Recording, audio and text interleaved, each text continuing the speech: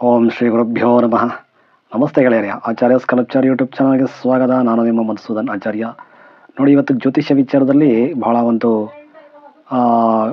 ಸುಂದರವಾದ ವಿಚಾರ ಮತ್ತು ವಿಶೇಷವಾಗಿ ಈಗಿನ ಕಾಲದ ಯುವಕರು ತಿಳ್ಕೊಳ್ಬೇಕಾಗಿರ್ತಕ್ಕಂಥ ಒಂದು ಪ್ರಮುಖ ವಿಚಾರ ಏನಂದರೆ, ನಾವು ಈ ಸ್ನೇಹ ಅನ್ನೋದು ನಮ್ಮ ಜೀವನದ ಎಷ್ಟು ಮುಖ್ಯ ಇರುತ್ತೆ.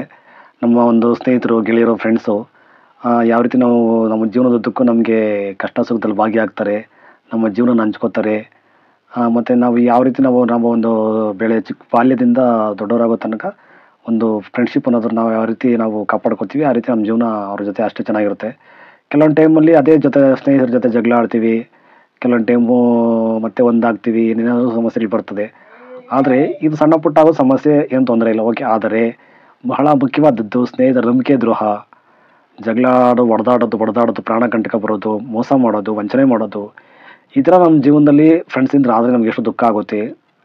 ಸೊ ನಮ್ಮ ಜಾತಕದಲ್ಲಿ ಆ ರೀತಿ ಏನಾದರೂ ಯೋಗ ಇದೆಯಾ, ಆ ರೀತಿ ಆಗ್ತಾ ಇದ್ರೆ ಅದು ಕಾರಣ ಏನು, ಯಾವ ಒಂದು ಗ್ರಹಗಳ ಪರಸ್ಪರ ಒಂದು ದೃಷ್ಟಿ ಅಥವಾ ಪರಸ್ಪರ ಯೋಗದಿಂದ ಆಗ್ತದೆ ಅಂತ ತಿಳಿಸ್ಕೊಡ್ತೀನಿ ನೋಡಿ. ಈಗ ಮೊದಲಾಗಿ ಗ್ರಹಗಳ ವಿಚಾರಕ್ಕೆ ಬರೋದಾದರೆ, ಸ್ನೇಹಿತರನ್ನೆಲ್ಲ ಪ್ರತಿಬಿಂಬಿಸೋದೇ ಗ್ರಹ ಬಂದು ಬುಧ ಗ್ರಹ ಸ್ನೇಹಿತರ ವಿಚಾರಕ್ಕೆ ಬರೋದಾದ್ರೆ ಬರುತ್ತೆ. ಮತ್ತು 11ನೇ ಭಾವ ಮತ್ತು 9ನೇ ಭಾವ ಇವೆಲ್ಲ ಒಂದು ಸ್ನೇಹದ ವಿಚಾರದ ಬಗ್ಗೆ ನಮಗೆ ತುಂಬ ಜ್ಯೋತಿಷ್ಯ ವಿಚಾರದ ತಿಳ್ಕೊಳ್ತಕ್ಕಂಥ ವಿಚಾರಗಳು. 11 ಮತ್ತು 9 ಸ್ನೇಹದ ವಿಚಾರ ತಿಳ್ಕೊಳ್ತಕ್ಕಂಥ ವಿಚಾರಗಳು. ನೋಡಿ, ಇದೊಂದು ಎಕ್ಸಾಂಪಲ್ ನಿಮ್ಮ ಜಾಗ ತಂದಿದ್ದೀನಿ. ಎಕ್ಸಾಂಪಲ್ ನೋಡಿದ್ದು ಬಂದು ಸಿಂಹ ಲಗ್ನಾಧಿಪತಿ ರವಿ 12ನೇ ಲಾಸ್ ಹೌಸ್ಗೆ ಹೊರಟೋಗಿದ್ದಾನೆ. ಜೊತೆಯಲ್ಲಿ ಶತ್ರುಗ್ರಹ ರಾಹು ಇದ್ದಾನೆ. ನೋಡಿ, ಇಲ್ಲಿ ಏನಾಗಿದೆ ಅಂದರೆ, 11ನೇ ಮನೆ ಒಂದು ಮಿತ್ರಸ್ಥಾನ, ಸ್ನೇಹ ಅಂತೀವಲ್ಲ, ಈ ಥರ ಒಂದು ಸ್ಥಾನ ಬರ್ತದೆ. ಆ ಬುಧ ಮತ್ತು ಸ್ನೇಹಕಾರಕ ಫ್ರೆಂಡ್ಸ್ಗೆಲ್ಲ ಸಂಬಂಧಪಟ್ಟಿದ್ದು ಬುಧನೂ ಬರ್ತಾನೆ ಮತ್ತು ಗುರುನೂ ಬರ್ತಾರೆ. ಇಲ್ಲಿ 11ನೇ ಮನೆ ಅಧಿಪತಿ ಬುಧ ಬಂದು ಲಗ್ನದಲ್ಲಿ ವಕ್ರ ಆಗಿದ್ದಾನೆ. 11ನೇ ಮನೆ ಅಧಿಪತಿ ಬುಧ ಬಂದು 11 ಮತ್ತು 2ಕ್ಕೆ ಅಧಿಪತಿ ಆದಂಥ ಬುಧ ಲಗ್ನದಲ್ಲಿ ವಕ್ರ ಆಗಿದ್ದಾನೆ. ಅದೇ ಲಗ್ನದಲ್ಲಿ 6ನೇ ಮನೆ ಅಧಿಪತಿ. ನೋಡಿ, ಯಾವುದೇ ಕಾರಣಕ್ಕೂ ನಮ್ಮ ಪ್ರತಿಯೊಬ್ಬರ ಜಾತಕದಲ್ಲೂ ತಿಳ್ಕೊಳ್ಬೇಕಂತಕ್ಕಂಥ ವಿಚಾರ ಏನಂದರೆ, 6ನೇ ಮನೆ ಅಧಿಪತಿ ಮತ್ತು 8ನೇ ಮನೆ ಅಧಿಪತಿಗಳು ಲಗ್ನದಲ್ಲಿ ಬಂದು ಕೂತ್ಕೊಂಡಾಗ, ಅದು ಯಾವುದೇ ಜಾತಕ ಆಗಿರಲಿ, ಫಸ್ಟ್ ಇದು ಬೇಸಿಕ್ ಪಾಯಿಂಟ್. ಇದು 6 ಮತ್ತು 8ನೇ ಮನೆ ಯಾವುದೇ ಲಗ್ನ ಆಗಿರಲಿ, ಆ ಲಗ್ನಕ್ಕೆ 6 ಮತ್ತು 8ನೇ ಮನೆ ಅಧಿಪತಿಗಳು ಲಗ್ನದಲ್ಲಿ ಬಂದು ಕೂತ್ಕೊಂಡ್ರೆ, ಆಮೇಲೆ ಲಗ್ನಾಧಿಪತಿ ಏನಾದರೂ ಬಲಹೀನನಾಗಿದ್ದರೆ, ಫಾರ್ ಎಕ್ಸಾಂಪಲ್ ಲಗ್ನಾಧಿಪತಿ 12ರಲ್ಲಿ ಲಾಸಲ್ಲಿದ್ದಾನೆ, ಆಗ ನಿಮಗೇನಾಗುತ್ತೆ ಅಂದರೆ, ನಿಮ್ಮ ಒಂದು ಅದರಲ್ಲೂ ಬುಧ ಏನಾದರೂ ಜೊತೆಯಲ್ಲಿದ್ದರೆ, ಬುಧ ಗ್ರಹ ಲಗ್ನದಲ್ಲೇ ಇದ್ದರೆ ಅಥವಾ ಲಗ್ನಾಧಿಪತಿ ಜೊತೆಯಲ್ಲಿದ್ದರೆ ನಿಮಗೆ ಏನೇನು ತೊಂದರೆ ಆಗುತ್ತೆ, ಫ್ರೆಂಡ್ಸಿಂದ ತೊಂದರೆ ಆಗುತ್ತೆ, ಫ್ರೆಂಡ್ಸ್ ಜೊತೆ ಜಗಳ ಆಗುತ್ತೆ, ಫ್ರೆಂಡ್ಸಿಂದ ಮೋಸ ಆಗುತ್ತೆ. ಅದು ಅಪರಿಚಿತ ಫ್ರೆಂಡ್ಸ್ಗೆ ಸಂಬಂಧಪಟ್ಟದ್ದು, ಅವ್ರ ಜೊತೆ ಫ್ರೆಂಡ್ಸ್ ಇರ್ತಾರಲ್ಲ ಅವರಿಂದನೂ ಅಪರಿಚಿತದಿಂದ ಮೋಸ ಆಗುತ್ತೆ, ಜಗಳ ಆಗುತ್ತೆ, ಹೊಡೆದಾಟ ಆಗುತ್ತೆ. ಯಾವ ರೇಂಜಿಗೆ ಅಂದರೆ ಮಾರಣಾಂತಿಕವಾದ ಹಲ್ಲೆಗಳು, ನೀವು ಅವ್ರು ನೋಡಿಯೋದಿರ್ಬೋದು, ಅವ್ರು ನಿಮ್ಮನ್ನು ನೋಡಿರ್ಬೋದು, ಈ ಥರ ಸಮಸ್ಯೆಗಳು ಸಿಕ್ಕಾಕ್ಕೊಟ್ಬಿಡ್ತೀರಾ. 6 ಮತ್ತು 8ನೇ ಅಧಿಪತಿ ಲಗ್ನಕ್ಕೆ ಬರಬಾರ್ದು, ತುಂಬ ದ್ರೋಹ ದೋಷ ಇದು. ಬಂದರೂ ಒಂದು ವೇಳೆ ಲಗ್ನಾಧಿಪತಿ ಸೇಫ್ ಆಗಿರಬೇಕು, ಎಲ್ಲಾದರೂ 5ರಲ್ಲೋ ಅಥವಾ 1ರಲ್ಲೋ ಇರಬೇಕಿದ್ರೆ, ಇಲ್ಲಾಂದರೆ 5ರಲ್ಲಿ, 4ರಲ್ಲಿ, ಇಲ್ಲ 7ರಲ್ಲಿ, ಇಲ್ಲ 9ರಲ್ಲಿ, 10ರಲ್ಲಿ ಈ ಥರ ಲಗ್ನಾಧಿಪತಿ ಸೇಫ್ ಆಗಿದ್ದರೆ ಓಕೆ. ಲಗ್ನಾಧಿಪತಿ ಹೋಗಿ 6, 8, 12ರಲ್ಲಿ ಏನಾದರೂ ಕೂತ್ಕೊಂಡಾದರೂ, ಶತ್ರುಗ್ರಹ ಜೊತೆ ಕೂತ್ಕೊಂಡ ಅಂದರೆ ತುಂಬ ಸಮಸ್ಯೆ ಆಗ್ಬಿಡುತ್ತೆ, ಪ್ರಾಬ್ಲಮ್ ಆಗುತ್ತೆ, ಶತ್ರುಗಳು ಅಟ್ಯಾಕ್ ಮಾಡ್ತಾರೆ.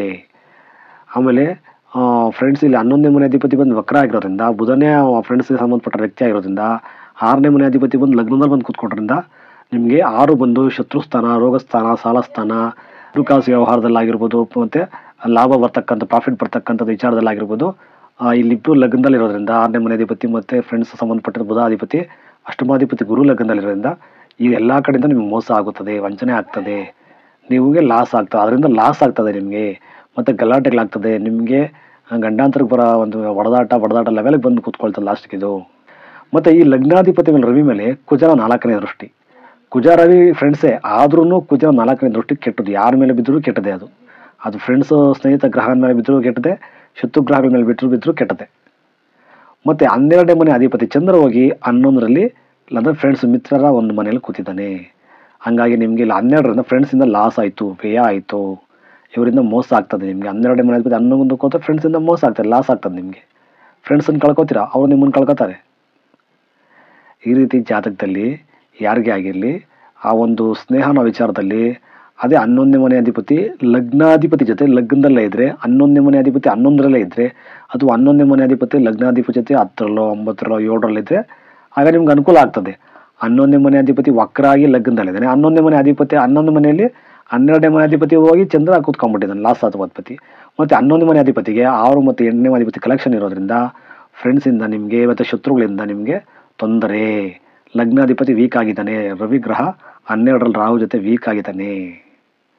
ಲಗ್ನಾಧಿಪತಿ ಯಾವುದೋ ಕಾರಣಕ್ಕೂ ತುಂಬ ಸ್ಟ್ರಾಂಗ್ ಆಗಿರ್ಬೇಕು. ಯಾವುದೇ ಜಾತಕದಲ್ಲಾಗಿರಲಿ ಲಗ್ನಾಧಿಪತಿ ತುಂಬ ಸ್ಟ್ರಾಂಗ್ ಇದ್ರೇ ಈ ಎಲ್ಲ ಕಷ್ಟಗಳನ್ನ ತಡ್ಕೊಳ್ತಕ್ಕಂಥ ಶಕ್ತಿ ಬರ್ತದೆ.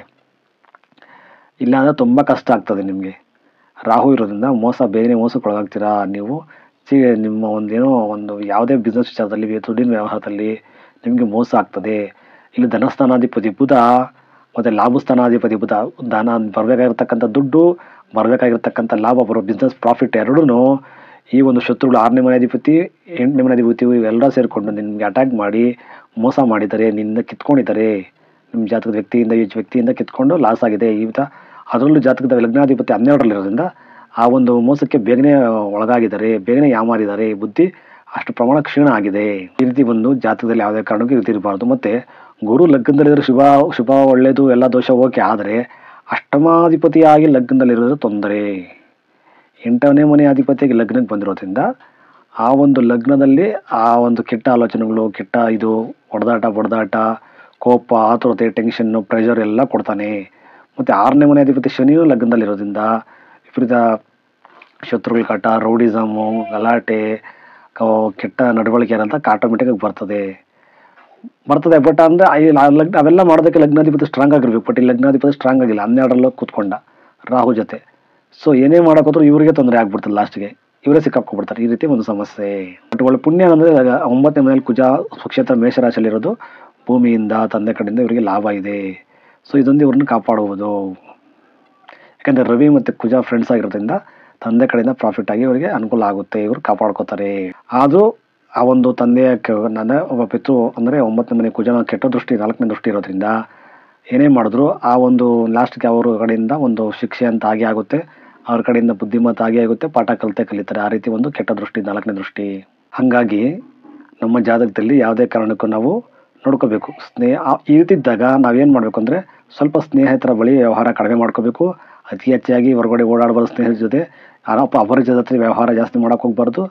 ಸ್ವಲ್ಪ ನಮ್ಮ ಒಂದು ನಡವಳಿಕೆನ ಶುದ್ಧವಾಗಿ ಇಟ್ಕೊಂಡು, ಸ್ವಲ್ಪ ಕೂಲಾಗಿ ಕಾಮಂಡಾಗಿ ಇಟ್ಕೊಂಡು, ಯೋಗಾಭ್ಯಾಸ ಪ್ರಾಣಾಯಾಮ ಮಾಡಿಕೊಂಡು, ದೇವರ ಸ್ವಲ್ಪ ಒಂದು ಪ್ರಾರ್ಥನೆ ಇದು ಮಾಡ್ಕೊಂಡು ಕಾಪಾಡ್ಕೋಬೇಕು. ಯಾಕಂದರೆ ಸ್ವಲ್ಪ ಯಾಮಾದ್ರೆ ನಮ್ಮ ಬುದ್ಧಿ ಕೋಪಕ್ಕೆ ಹೋಗಿ ಈ ರೀತಿ ಜಗಳ ಎಲ್ಲ ಮಾಡ್ಕೊಂಡು ನಮ್ಮನ್ನು ನಾವೇ ಮೋಸ ಮಾಡ್ಕೊಳ್ಳೋಂಥ ಪರಿಸ್ಥಿತಿ ಬಂದ್ಬಿಡ್ತೈತೆ. ಇದು ಒಂದು ಸಣ್ಣ ಸ್ನೇಹಿತರ ಮಧ್ಯೆ ನಡೀತಕ್ಕಂಥ ಒಂದು ಸಣ್ಣ ಜ್ಯೋತಿಷ್ಯ ವಿಚಾರ ತಿಳಿಸ್ಕೊಟ್ಟಿದ್ದೀನಿ. ದಯವಿಟ್ಟು ವಿಡಿಯೋ ಇಷ್ಟ ಲೈಕ್ ಮಾಡಿ, ನೀವು ಅಭಿಪ್ರಾಯನ ಕಮೆಂಟ್ ಮಾಡಿ, ಚಾನಲ್ನ ಸಬ್ಸ್ಕ್ರೈಬ್ ಮಾಡ್ಕೊಳ್ಳಿ. ನಮಸ್ತೆ, ಒಳ್ಳೆಯದಾಗಲಿ ಗೆಳೆಯರೆ.